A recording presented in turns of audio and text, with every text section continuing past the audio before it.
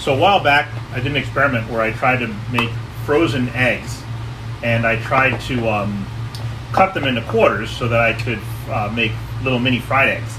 And there's lots of failures.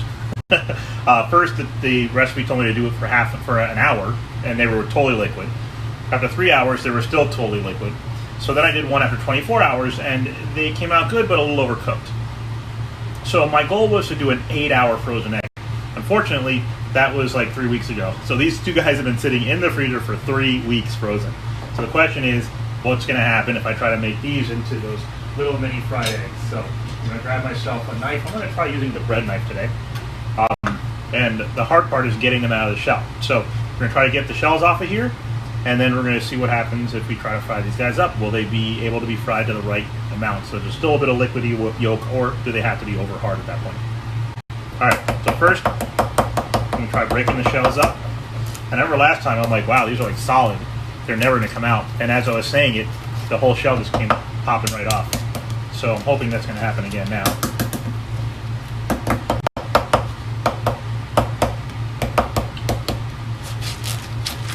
So when I do a hard-boiled egg, rolling them on the counter often is a great way to get the shell to come off. Oop, there we go. Okay, we got one. So that seems to work pretty well, just rolling it on the counter and just being patient with it. Look at that. Okay, so you can definitely get them out even though they were in there for, 3 weeks. Okay.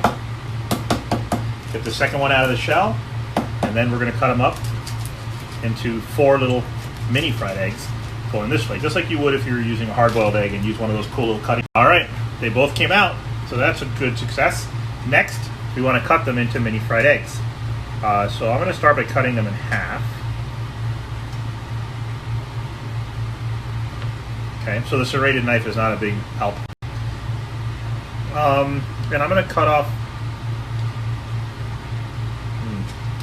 It's always kind of how thick do I want to make these?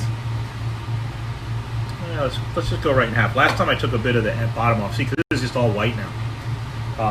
So I'm not going to get as many cute little fried eggs as I would like.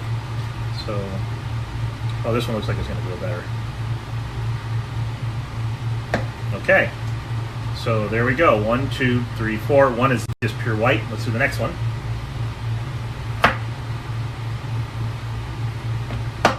Yeah, I don't like the half technique. I think I like this better. Oh, no. Nope. Look, I got a huge fat one. Okay, so there you go. All my little egg discs. And now, let's put them in the frying pan. Okay. And the question will be, can you really get these to be over easy-ish, kind of sunny side up kind of texture, or do they have to be over hard? We'll find out. Either way, they'll be delicious. Oh, speaking of delicious, salt and pepper time. Okay, so I have some little toast points here. And now, let's do this. So what I've noticed is the yolks, like they looked frozen the whole time, and then suddenly they looked a little overcooked. So I don't know that I'll ever be able to get a good over easy out of these guys. But they're still adorable looking for sure. Look how cute those are. So if you're going for cute, this totally works. So let me get this guy on here. But you can see, even this one, look how thick that is. It looked like that the whole time. It looked like it was almost frozen. I only made 6 toast points, even though I knew I'd have more egg, because last time the ones that were over hard, they just ate like a snack. They didn't need a toast point on them. So let me just put these. And here are my 2 that were just pure white. They're cute too. So it's my second attempt. And you can see, in terms of cuteness, I think it delivers.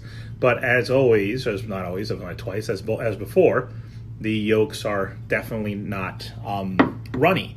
But here's what's weird. While the yolks are not runny, they are oddly soft, like way softer than a normal over hard egg or over medium egg even. There's a softness to them that's really, can you see that? It's like gelatinously soft. And that texture, here's one without a toast point at all, right? So look, I can pick it up. It's got a cute little brown on the bottom. It's got that weird soft yolk. And that texture of creamy yolk, not runny, but completely creamy with that crispy bottom. This is a whole new sensation for me for an egg. To the point where I don't think I need the toast point underneath here. I think it detracts. Let's try one with the actual bread underneath it. Here's a nice one. It's a big, soft yolk on there.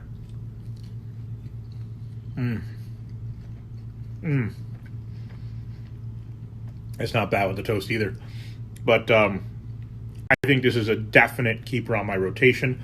I'm not going to bother with the toast points. I'll serve the toast on the side, I think. But just eating these, here's the all-white one, which still has a cool texture to it. Yeah, I definitely want to cook this for a friend. I want them to talk to me about what they're experiencing. But this really creamy yolk with the crispy white underneath it, it's actually a really awesome combination. So I like this in a whole different way. Forget the toast points. Just try the frozen egg technique. I think you'll be very surprised. And you don't get the runny white. You know, sometimes you get that runny white when you have a sunny side up. You're not going to get that this way. There's not even enough white there. You can actually, if there's a little bit